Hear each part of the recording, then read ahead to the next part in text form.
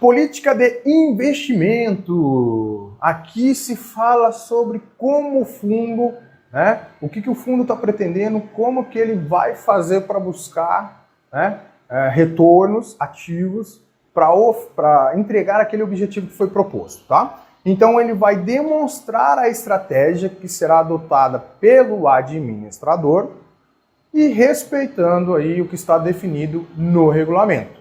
Então ali vai estar dizendo quais são os títulos permitidos para serem investidos, se é possível ou não utilizar os derivativos para fins de hedge, que é proteção, ou para fins de alavancagem, que como você já viu nas outras aulas, você operar no mercado com um patrimônio de 100 mil, mas como se tivesse 1 milhão, 2 milhões. Então você está operando de forma alavancada. Isso propicia um bom ganho, um ganho muito bom, chamado ganho alavancado, mas também pode resultar em perdas significativas, inclusive o próprio patrimônio do fundo, obrigando os cotistas a retirarem dinheiro do bolso e aportar mais recursos ali para regularização do fundo, ok? Então, a utilização de derivativos existem para duas situações. Proteção, muito usada em renda fixa, um pequeno percentual. Tá? Proteção, então quando o mercado ele enfrenta grande volatilidade, os gestores se protegem com a utilização de derivativos para fins de hedge. Okay? Já para alavancagem, aquele que eu acabei de explicar. Então a sua definição vai ter que estar descrita na lâmina de informações, tá? E essa lâmina, inclusive, está disponível aí na nossa apostila, um modelo da XP Investimentos, e você pode investir alguns minutos observando tudo que está ali dizendo. Então você vai ver qual é o objetivo do fundo, a política de investimentos, quais são os ativos que compõem, os 5 principais ativos que compõem então a política de investimentos, se a utilização de derivativos é permitida ou não, de que tipo, se é hedge ou alavancagem, o histórico de rentabilidade dos últimos 12 meses, últimos 5 anos, o grau de risco do fundo de investimentos, o CNPJ, classificação CVM, classificação Ambima. Então vai estar disponível e eu peço a você que invista de 1 a 3 minutos analisando essa lâmina. E os tipos de gestão estratégica dos fundos de investimentos? Existem 2. Vamos conhecer então? Existe a gestão ativa e a gestão passiva. A gestão ativa, o próprio nome já diz, ele é mais ativo. Ele tem como proposta superar o benchmark. Então, digamos que estamos falando de um fundo de investimentos em renda fixa em que o seu benchmark é o CDI. Um fundo de gestão ativa vai ter a proposta de superar esse benchmark, ou seja, superar o retorno do CDI em um determinado período. Pode ser mensal, pode ser anual, mas vai estar descrito na lâmina do fundo ou no seu regulamento. Por consequência, ele exige um maior esforço do gestor, porque o gestor tem que acompanhar de perto o mercado para ver quais são os ativos que estão oferecendo um maior spread, um maior retorno em determinado nível de risco. Claro, obviamente você já aprendeu que para entregar um maior retorno, consequentemente tem que correr um maior risco, tá? Mas ele vai buscar a melhor relação risco-retorno possível para tentar entregar um retorno superior ao seu benchmark. Por exigir maior esforço do gestor, ele exige também uma maior taxa de administração, porque o gestor vai ter que demandar maior tempo em relação a esse fundo. Já na gestão passiva, a proposta dos gestores não é superar o benchmark, mas apenas acompanhar o benchmark, ou seja, replicar. Então vamos voltar a esse exemplo de renda fixa em que o benchmark é o CDI.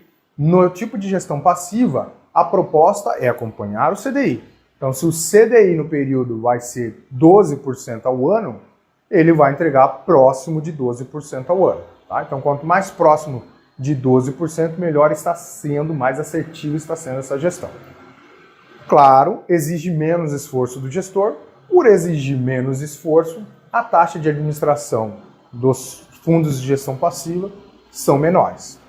E quais são os documentos obrigatórios para quem vai investir em fundos de investimentos? E que você deve conhecer todos eles né? Porque é muito exigido no dia do teu exame e faz parte do seu dia a dia. Então, nós temos 4, o regulamento, nós temos a lâmina, nós temos a demonstração de desempenho e o termo de adesão. O que é o regulamento? O regulamento é aquilo que dá vida ao fundo, ele tem um caráter técnico. Então, ali está contido toda a regulamentação, toda a norma sobre aquele fundo de investimentos. Então, qualquer dúvida pode ser retirada no regulamento. Porém, o regulamento, por ter um caráter técnico, né, jurídico, ele normalmente tem de 20, pode ter até 80 folhas, 100 folhas. Então, imagina você, diante do investidor, propondo essa opção de investimentos. Você acha que ele vai olhar, né, vai ler 30 folhas, 30 páginas? Dificilmente, né? Dificilmente. Para poder fazer investimentos? Dificilmente. Então, por isso, criou-se a lâmina. Então, a lâmina ela é destinada a investidores não qualificados, o que podemos chamar de investidores de varejo, né? Para facilitar o entendimento, para facilitar a leitura, já que a maioria das lâminas, né, são ali compostas por uma página apenas. Existem lâminas com 2, 3, mas na maioria das vezes a lâmina é uma página só. Então fica muito mais fácil a leitura. Ali já tem as principais informações, porque é um resumo do regulamento. E nós temos, como falei, a demonstração de desempenho. E também é destinado aos investidores de varejo, ou seja, aqueles não qualificados, e divulgado até o último dia útil de fevereiro de cada ano. Então é obrigatório que seja divulgada essa demonstração de desempenho até o último dia útil de fevereiro do ano seguinte. E ali vai estar contido 12 meses, né, os últimos 12 meses de retorno, de rentabilidade, com finalização em 31/12. Os 12 meses findos em 30/6, então sempre anterior, aos últimos 12 meses anteriores, e deve seguir o modelo do anexo 56 da Instrução CVM 555. Que a Instrução CVM 555 é a instrução padrão, é a instrução que regula toda a normatização em relação aos fundos de investimentos. E o termo de adesão? Bom, o termo de adesão é um documento que vai atestar que o investidor teve acesso ao teor do regulamento e da lâmina. Então ali ele vai declarar que ele tomou ciência dos riscos envolvidos lá naquele processo de investimentos daquele fundo específico, que ele entendeu as condições para ele acessar, né, qual é o valor mínimo, qual é o valor mínimo de aplicação, qual é o valor mínimo para ele deixar, para ele se manter no fundo aplicado, caso ele faça algum resgate, né? Então isso em relação à permanência, e as condições de saída daquele fundo. Então só voltando ao regulamento para fazer alguma observação. O regulamento, se o fundo é do tipo fechado ou aberto, vai existir o regulamento, então independente do tipo do fundo. Ele vai conter o prazo de vencimento, vai trazer a política na íntegra, a política de investimentos, vai esclarecer sobre o público-alvo, sobre todas as taxas envolvidas, taxa de administração, taxa de performance se houver, a tributação para aquela classificação de fundo, qual é a forma de aplicação e resgate permitida, né, como que o fundo vai operar, e qual é o gerenciamento de risco. Já na lâmina eu falei que é um resumo do regulamento, então ele vai trazer também o público-alvo, quais são as restrições de investimentos, ou seja, quem não pode investir naquele fundo, qual o resumo da sua política de investimentos, né? O investimento, ou seja, o aporte mínimo para você adentrar ao fundo, acessar esse fundo, as condições de resgate e carência, se houver, qual é a composição da carteira, que vai ter pelo menos os 5 títulos de maior peso, né, no seu investimento, também o tamanho do seu PL, a classificação de risco, o histórico de rentabilidade e algumas outras informações a critério aí, do fundo, do gestor, da asset que nós falamos, tá? Mas respeitando esse mínimo previsto aí conforme o regulamento. Ok, bom, nós vimos aí taxa de administração e performance. Vamos conhecer um pouquinho de forma rápida, bem simples, que não tem muito tempo a se perder aqui, tá? Então a taxa de administração ela serve para quê? Por que ela é cobrada? Primeiro, ela é precificada de forma anualmente. Então você sempre vai ver algo assim, 1% ao ano, 0,5% ao ano, 3% ao ano. Mas ela é cobrada diariamente, mas por dia útil, tá? Então segunda, terça, quarta, quinta e sexta. Então é cobrado de forma diária, dia útil, independentemente se o fundo teve retorno positivo ou negativo, ok? Essa cobrança da taxa de administração visa arcar com as despesas que o fundo tem em relação à sua administração. Porque ali existe o papel do administrador, o papel do gestor, o papel do custodiante, tem que ser contratado uma auditoria independente. Então tudo isso representa um custo, além de envio de extratos, né, de toda a estrutura e formalização do fundo, para abertura de CNPJ, que isso é feito na junta comercial. Enfim, existe um custo inicial e um custo de permanência, né, um custo ali mensal para a existência desse fundo, porque pessoas dependem ali desse fundo para receber ali o seu salário também. Então serve para isso. Pode ser reduzida a qualquer tempo pelo administrador, mas o aumento da taxa de administração somente se aprovado em assembleia. Quando se divulga a rentabilidade de um fundo de investimentos, né, atente-se aqui, quando é divulgada a rentabilidade do fundo, a referida taxa já está descontada da taxa de administração. Então a referida taxa, não, o referido retorno, a rentabilidade daquele fundo que está exposto em qualquer lugar já considera o desconto da taxa de administração. Vamos entender melhor na prática. Bem simples. Imaginamos que o fundo A possui um PL de 200 milhões e a taxa de administração anual é de 1%. Bom, você já entendeu que ela é precificada de forma anual, porém é descontado todo dia útil. Então, vamos imaginar qual seria o valor de desconto de um único dia. Ok? Então, 1% vezes 200 milhões, que é o valor do PL, vai ser dividido, porque 1% é anual, então vezes 200 milhões dividido por 252 dias úteis.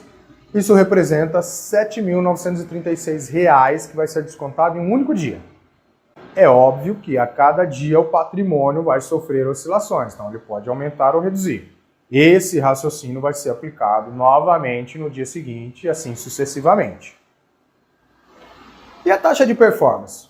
Bom, primeiro vamos entender o que é a taxa de performance.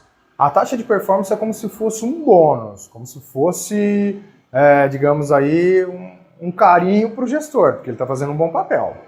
Como assim um bom papel?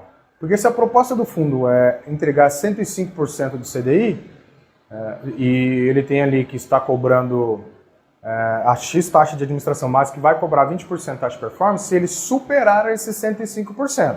Ali é uma referência, que nós chamamos de linha da água.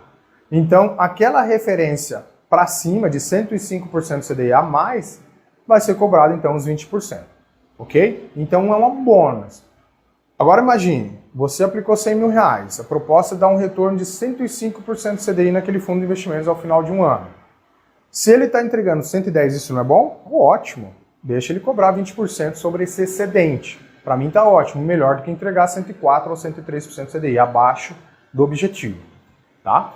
Mas vamos entender que a cobrança só pode ocorrer quando o fundo apresentar um retorno que supere a linha da água. Mas o que é a linha da água? Nós vamos conhecer daqui a pouco. Então, portanto, é uma referência, essa linha da água é uma referência que vai ser sempre corrigida pelo benchmark para que ocorra a cobrança de forma justa. Tá, vamos entender. Digamos então que o investidor fez ali uma aplicação de R$100 mil no fundo ABC, um fundo multimercado que permite a cobrança de taxa de performance e, neste caso, a taxa é de 20%. Após 180 dias, ou seja, 6 meses, porque a taxa de performance é cobrada semestralmente, então após 180 dias o fundo apresentou um desempenho de 20% e seu benchmark 10%. Bom, se o José aplicou R$100 mil, o fundo teve um retorno em 6 meses de 20%, obviamente, esse fundo entregou de retorno para o seu José 120 mil, desprezando aí come cotas, qualquer tipo de redução, até mesmo a taxa de administração. Vamos concentrar ali nesse conceito.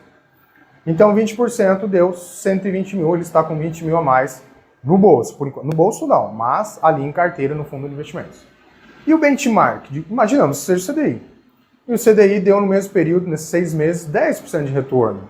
Utilizando os mesmos 100 mil, se ele tivesse aplicado pelo benchmark, ele teria tido um retorno de 10%. Ou seja, teria um PL hoje de 110 mil.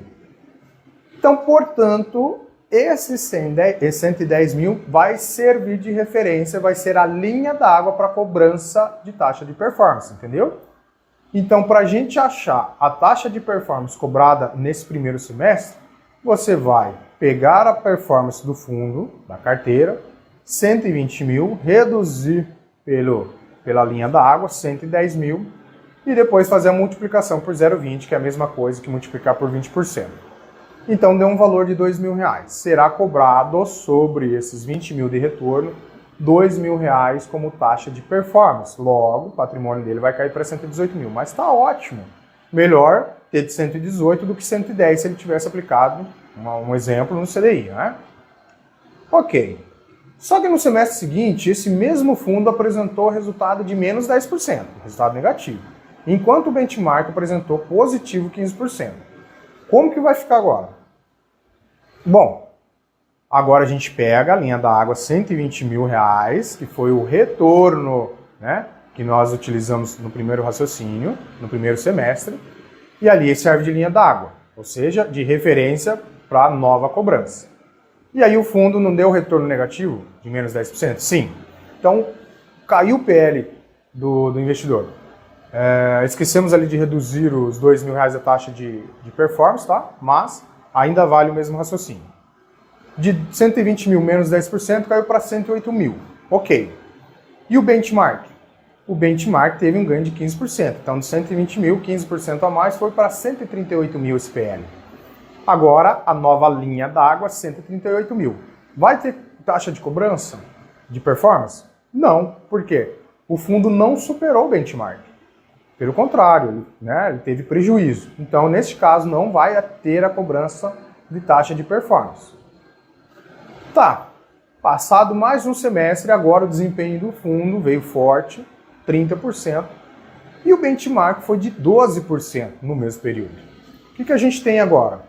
Bom, a gente tem que pegar ali o retorno do fundo, vai utilizar ele como a nova linha da água, porque foi negativo.